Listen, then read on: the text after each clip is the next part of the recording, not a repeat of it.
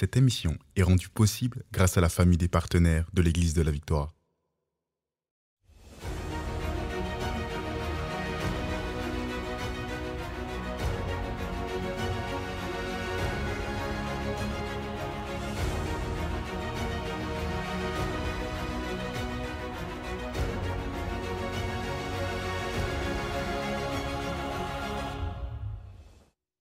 Vous savez, en tant que ministère apostolique, c'est quoi un ministère apostolique? Apostolique, ou le titre apôtre, ce n'est pas une question de titre, ce n'est pas une question d'élever des hommes.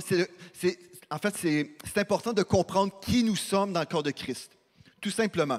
En fait, dans Éphésiens chapitre 4, versets 11 à 16, vous pourrez voir, en fait, découvrir dans la parole que Dieu a établi 5 ministères. Et si je comprends qui je suis, je vais comprendre en fait ce que Dieu s'attend de moi et je vais comprendre aussi ce que Dieu m'appelle à faire. Amen? Par exemple, des chrétiens qui viennent dans cette église, qui croient que je suis dans l'office du pastorat seulement, bien, ils peuvent être frustrés parce que les attentes ne seront pas rencontrées. Je vais vous aider à comprendre juste des choses parce que je veux vous parler un petit peu du ministère apostolique et c'est quoi le rapport avec l'Église aujourd'hui. Vous comprenez, si, admettons, quelqu'un arrive dans cette église et s'imagine que je vais faire des rencontres de relations d'aide, bien, c'est pas ça que je fais aujourd'hui. Pourquoi? Parce qu'en 2016, Dieu m'a dit, tu dois entrer maintenant dans la saison de ton ministère apostolique, ce qui veut dire que je dois m'occuper des leaders, de ceux qui prennent soin des brebis. Amen? C'est ça mon rôle aujourd'hui, c'est de prendre soin des leaders, de prendre soin des pasteurs, et les pasteurs prennent soin des brebis. Et c'est comme ça que Dieu m'a dirigé. Et si, par exemple, je pouvais prendre 3 heures à encourager un couple en relation d'aide, c'était super avant 2016, parce que Dieu me demandait de faire ça. Mais à partir de 2016, quand Dieu a dit, maintenant, c'est le temps que tu changes ta façon de travailler, c'est une bonne façon, mais là, c'est une meilleure façon pour toi. Bien là, les 3 heures que je prenais avec un couple, par exemple, bien là, je dois l'investir ces mêmes 3 heures-là avec des leaders qui vont se multiplier et qui vont faire le même ministère auprès de plusieurs couples. Donc, on parle ici de multiplication. Est-ce que vous me suivez? OK. Donc, mais il y a des gens qui ne comprennent pas ça. Ils s'imaginent que dans le corps de Christ, il y a seulement le poste ou l'office du pastorat. Donc, ils peuvent arriver ici, être frustrés parce qu'ils vont se dire, ben là, le pasteur Joël n'a pas le temps pour moi. Non, on a le temps pour vous. C'est juste pas personnellement moi qui va le faire. Vous comprenez? Ce n'est pas par manque d'amour, c'est par réponse, une réponse à l'appel de Dieu. Voyez-vous, c'est une question d'obéissance. Ce n'est pas une question de plaire aux hommes. Il y a des gens qui sont venus à l'Église il y a des années, qui étaient là depuis des années et des années, qui étaient frustrés parce qu'ils se disaient, ben, le pasteur Joël n'a pas le temps pour nous. Ce n'est pas que je n'ai pas le temps, c'est que je dois obéir premièrement à l'appel de Dieu avant de répondre à l'appel de l'homme. Amen. C'est vrai ça. Il y a plusieurs personnes qui veulent plaire aux hommes, mais un jour, on va tous comparaître devant Dieu et moi, je vais trouver fidèle à l'appel de Dieu et pas l'appel des hommes ou des femmes. Amen. Ce n'est pas par manque d'amour, c'est par responsabilité d'être obéissant. Amen.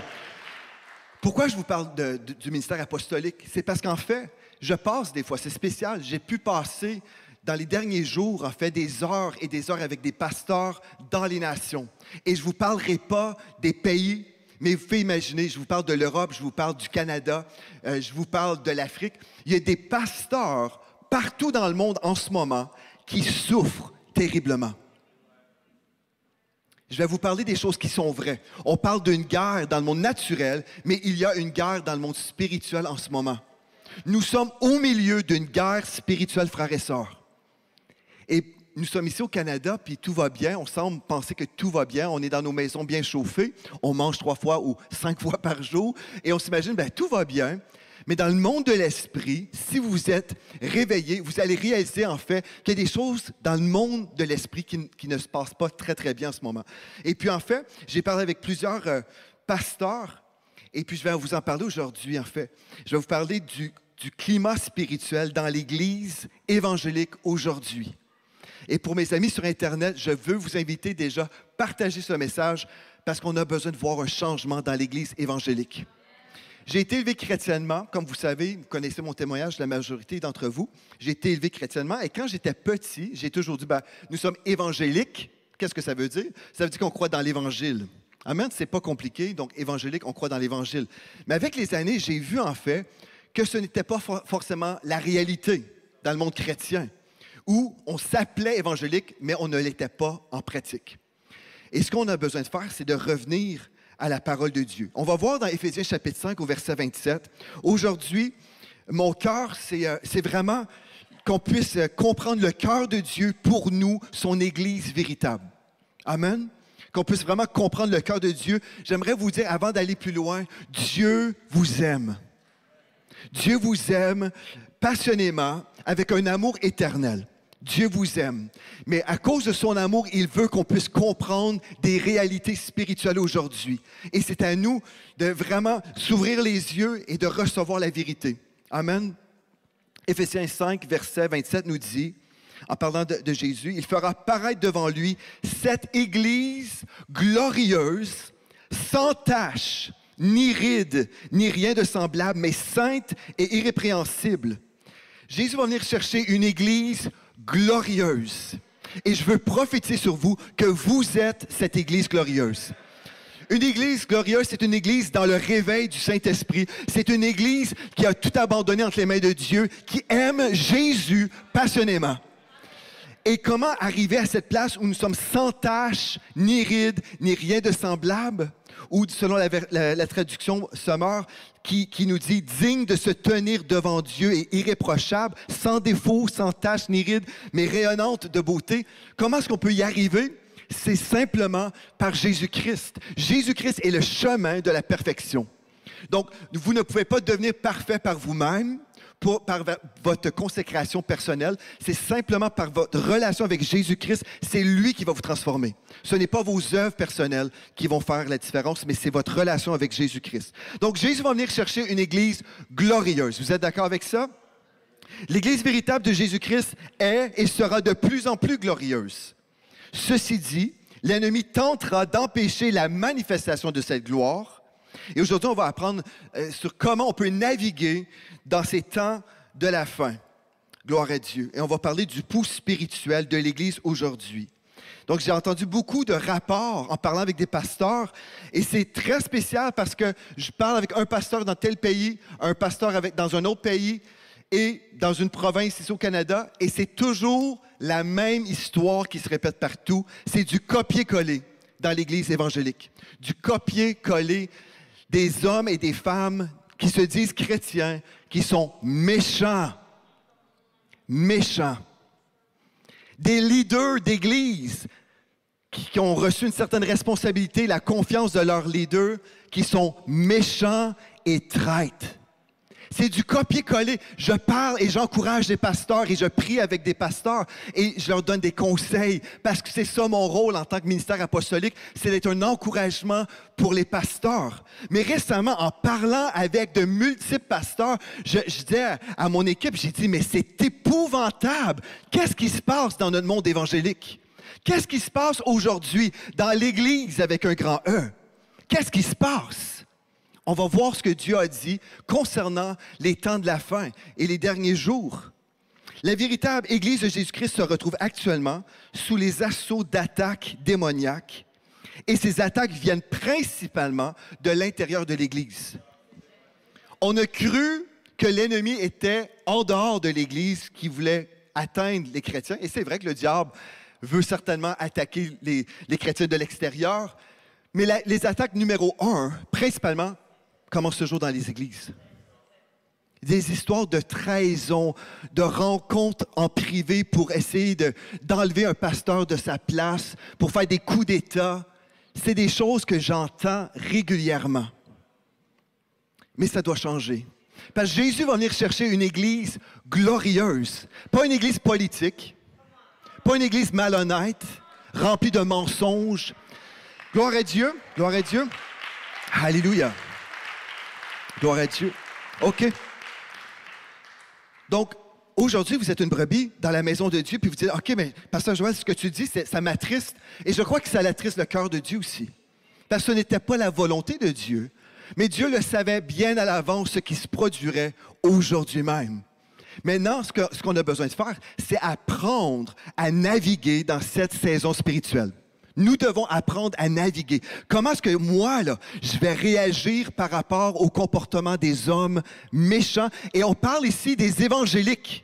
Savez-vous, je disais à ma femme, j'ai dit, pour moi, évangélique, c'est devenu le nom d'une religion. Il y a plusieurs personnes qui se disent évangéliques qui ne connaissent pas Jésus-Christ comme leur sauveur personnel. On a cru parce qu'on avait les bonnes croyances ou la bonne doctrine qu'on était sauvé. Non, vous pouvez avoir raison et quand même vous retrouver en enfer. On peut croire les bonnes choses et ne pas vivre pour Jésus-Christ. On peut avoir une double vie. C'est vrai. Est-ce que je vous dérange ce matin? Mais je vais vous dire la vérité, frères et sœurs. On peut croire les bonnes choses et se retrouver en enfer parce qu'on ne vivait pas selon ces bonnes choses-là. On peut prêcher les bonnes choses, mais ne pas vivre en privé les bonnes choses. Il y a des gens, je vais vous dire une autre chose, il y a des gens qui croient les mauvaises choses et qui vont se retrouver au ciel. Amen. Savez-vous pourquoi? Parce que la Bible nous dit, quiconque invoquera le nom du Seigneur sera sauvé. Quiconque invoquera. Le texte ne dit pas, tous ceux qui vont comprendre le grec en profondeur vont aller au ciel. Le texte nous dit, quiconque invoquera le nom du Seigneur sera sauvé. Quelqu'un qui va dire, Jésus, j'ai besoin de toi. Sauve-moi, pardonne-moi. Cette personne-là va aller au ciel. Et peut-être cette personne n'a pas de diplôme théologique. Peut-être cette personne n'avait jamais un ministère public. Mais cette personne était authentique devant Dieu. Ce que Dieu veut, c'est des gens authentiques. Je vais vous faire remarquer une chose. Lisez la parole de Dieu. Lisez les évangiles. Vous allez voir Jésus-Christ ne prêchait pas constamment concernant les péchés dans la vie des gens. Il disait, va et ne pêche plus. Savez-vous ce que Jésus n'aimait pas? C'était le manque d'authenticité. Il voulait des gens authentiques. Et quand Jésus se mettait en colère, c'est à quel moment? C'est quand les gens étaient hypocrites. C'était ça qui venait vraiment chercher Jésus. On va voir ce que la Bible nous dit. Vous êtes toujours avec moi? Dans les derniers jours, il va y avoir deux types de personnes dans nos églises. Deux types de personnes. Premièrement, des personnes qui aiment vraiment Jésus. Ça, c'est une sorte. Dans les églises, dans les temps de la fin, il va y avoir des gens qui aiment vraiment. C'est des gens qui vont aimer Dieu de tout leur cœur, de toute leur force, de toute leur pensée. C'est des gens qui aiment vraiment Jésus. Et il y a une autre sorte qu'on va voir ensemble. Vous êtes prêts? Venez avec moi dans Luc 18 au verset 8. Luc 18 au verset 8. Quand vous serez là, vous pourrez dire Amen.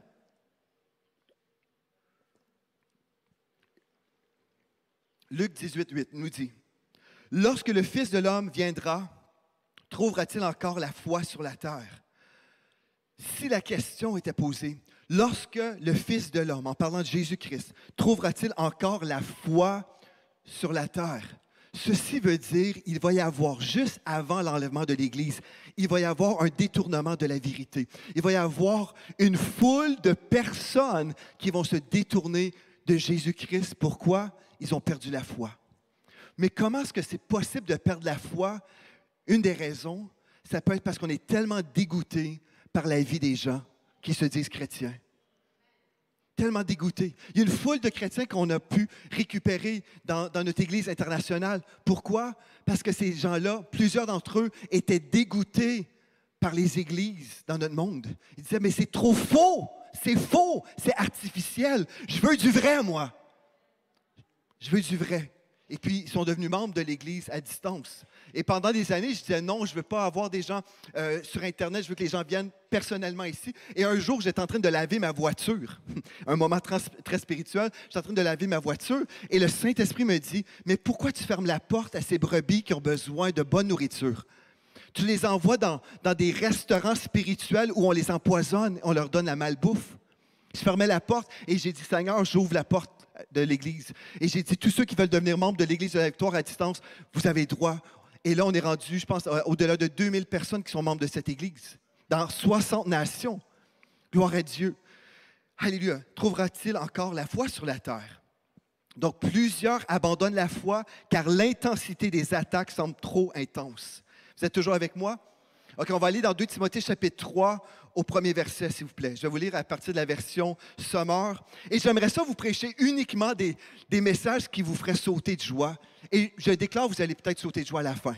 Amen? Mais on a besoin vraiment de comprendre ce qui se passe dans notre monde chrétien. On a besoin de savoir, mais qu'est-ce qui se passe?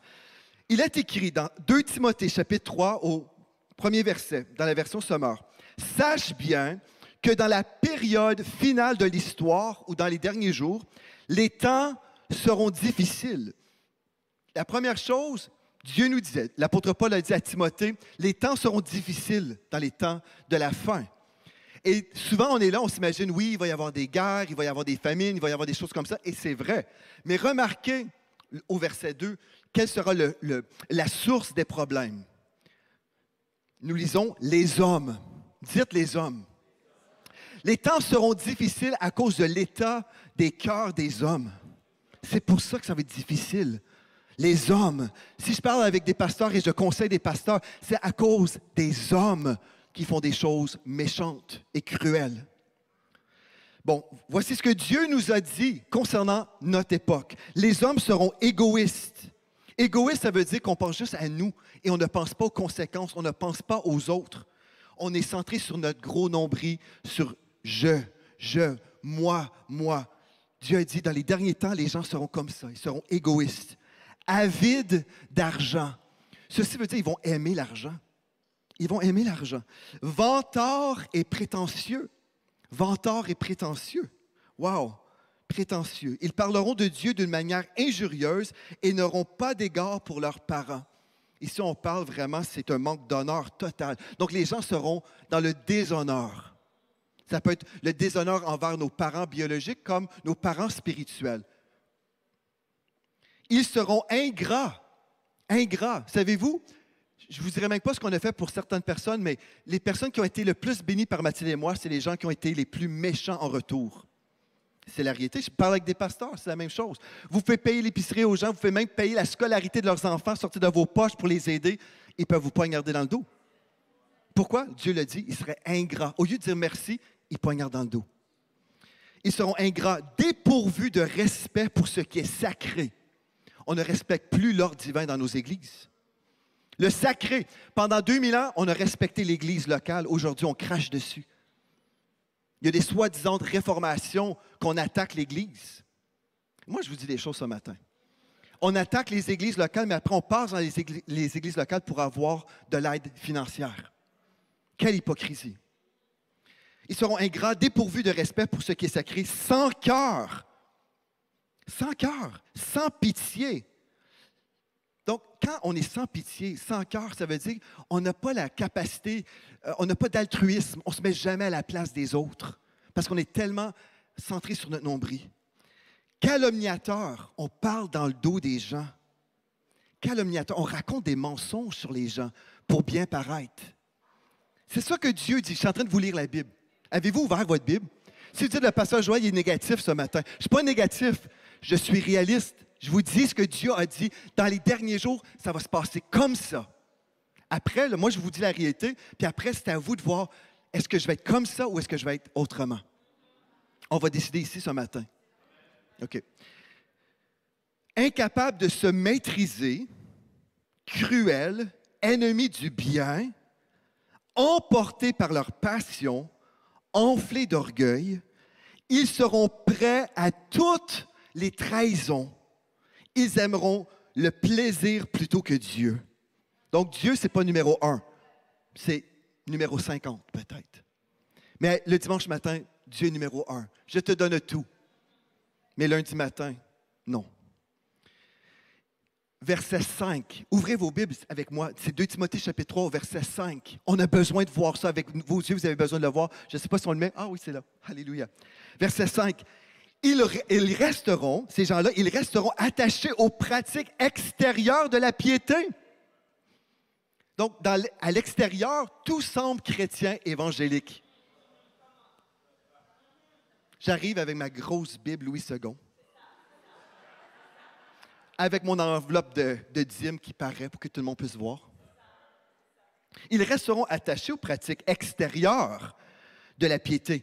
Mais en réalité, dites en réalité, ils ne voudront rien savoir de ce qui en fait la force. Ils ne voudront rien savoir de ce qui en fait la force. Savez-vous, qu'est-ce qui rend notre foi puissante? C'est l'amour. La foi, elle est agissante par l'amour. Amen. Ces gens ne voudront rien savoir de l'amour de Dieu. Voici ce que Dieu nous dit dans sa parole. Si on termine le verset, vous venez de voir, c'est comme ça que ça se passe. Qu'est-ce que Dieu nous dit de faire à ce moment-là? Détourne-toi de ces gens-là. Dans la version évangélique moderne, nous lisons « Rends-toi au café et entends parler contre qui vous voulez. Allez prendre un café avec ces gens et soyez contaminés par des démons des temps de la fin. En fait, c'est ça. C'est ça qui se produit dans nos églises. Au lieu d'obéir la Bible, si on est évangélique, ça veut dire qu'on croit la Bible. Mais on ne croit pas ce verset-là. Moi, j'ai rarement vu les gens se détourner des personnes qui marchent comme ça. Ils vont plutôt s'associer à eux. Et savez-vous que les gens rebelles, souvent, ont toujours une façon de devenir des victimes. Amen, amen, amen. Je suis d'accord avec moi-même. Ils sont des victimes, mais c'est eux qui font des victimes. La Bible nous dit, détourne-toi de ces gens-là. Ça ne dit pas va les côtoyer, ça dit détourne-toi de ces gens-là. Je vais vous lire dans la version sommaire pour ceux qui ne croient pas Louis II. Ils feront semblant d'être fidèles à Dieu, mais en réalité, ils rejetteront la puissance de la foi. Donc, Galates 5,6 nous parle de l'amour, qui est la puissance de la foi. Tourne le dos à ces gens-là. Mais Pasteur Joël, ce n'est pas être rempli d'amour, c'est d'être biblique. C'est biblique. Qu'est-ce que ça veut dire, frères et sœurs? Qu'est-ce que ça veut dire? Qu'est-ce que ça veut dire? Le verset 5, si on lit la Bible, est-ce qu'il y en a ici, vous croyez encore la Bible en 2023? Est-ce qu'il y en a dans cette maison? Vous croyez encore que la Bible dit la vérité? La Bible nous dit, ils feront semblant d'être fidèles à Dieu. Qu'est-ce que ça veut dire, ils font semblant? Ça veut dire, en fait, ils sont hypocrites. J'aimerais vous annoncer, frères et sœurs, que dans les derniers jours, l'apôtre Paul avait dit à son fils spirituel Timothée, il a dit, en gros, tout ce qu'on vient de lire ensemble se résume dans cette parole. Il a dit, fais attention parce que dans les derniers jours, les gens dans les églises seront hypocrites. C'est ça le résumé de l'enseignement. Tout ça, là, vous voyez quelqu'un calomniateur, quelqu'un qui est sans respect, bref, toutes ces choses-là qu'on a vues, en gros, le résumé, c'est fais attention parce que les gens seront hypocrites. Ils vont faire semblant d'être fidèles à Dieu, mais en fait, ils ne sont pas fidèles à Dieu. Donc, les derniers jours seront caractérisés par l'hypocrisie. Comment avancer dans une église remplie d'imposteurs? Comment faire aujourd'hui? Vous êtes là, vous dites, mais comment faire, Pasteur Joël? On voit certaines personnes qui semblent marcher avec Jésus dimanche matin. Puis comment savoir là, si les gens sont vraiment des amoureux de Jésus et ceux qui ne le sont pas? Est-ce que c'est une bonne question? Comment discerner les vrais des faux? Je vais vous dire une chose. Moi, je crois qu'il y a des faux qui peuvent être parmi nous. Et des fois, Dieu attend avant de les exposer. Il attend. Pourquoi? Parce que Dieu est amour. Et Dieu veut toujours amener la personne à la repentance. Parce que Dieu ne veut pas qu'aucun périsse, mais que tous arrivent à la repentance. Donc, des fois, on est là, on peut se dire, mais pourquoi Dieu a permis que telle personne soit dans nos rangs? Pourquoi? Parce que Dieu appelait la personne à se repentir. Mais après un certain moment, Dieu dit, c'est assez, tu ne veux pas obéir, tu ne veux pas te repentir, je vais t'exposer. Et c'est ça qui se passe dans l'Église évangélique aujourd'hui, dans les nations. Dieu est en train d'exposer les faux parmi nous. OK. Vous êtes toujours réveillés? Gloire à Dieu. OK. Mais comment faire? Je vous comprends. On peut déjà se poser la question, mais comment faire pour discerner les vrais des faux? Je vais vous dire comment. En 3 points. Première chose, ne considérons pas uniquement les paroles des gens, mais leurs actions. Venez avec moi dans Matthieu 7. Matthieu 7, 17. Jésus nous a dit comment faire, là. Il nous a dit, oui, les temps seront difficiles, c'est ça qu'on retrouve, mais là, il nous a dit, voici comment tu dois discerner les vrais des faux. Le texte nous dit, toute bonne arbre, et c'est Jésus qui parlait, toute bonne arbre porte de bons fruits. Amen. Mais le mauvais arbre porte de mauvais fruits. Ce n'est pas trop compliqué, ça fait du sens, n'est-ce pas? Au verset 18. Un bon arbre ne peut porter de mauvais fruits, ni un mauvais arbre porter de bons fruits. Tout arbre qui ne porte pas de bons fruits est coupé et jeté au feu. OK. Wow. Est-ce que ça vous dérange, ça? Non, parce que là, vous dites, bien là, on parle des arbres. Les arbres représentent des personnes. Les arbres, j'aimerais vous dire, Jésus ne parlait pas des arbres seulement, mais les arbres représentent des personnes. Et le texte nous dit, Jésus a dit, Tout arbre qui ne porte pas de bons fruits est coupé et jeté au feu. Comment vous interprétez ça? Que Dieu vous inspire. Vous êtes bénis par les messages révolutionnaires de l'Église de la Victoire. Prenez part à cette œuvre qui transforme des milliers de foyers en visitant dès aujourd'hui semer.ca. Devenez un partenaire mensuel ou un bâtisseur ou paramétrez vos dons de façon automatique en toute discrétion et sécurité. 100% de ce que vous semez sert à annoncer l'Évangile. Merci de croire avec nous. Semer.ca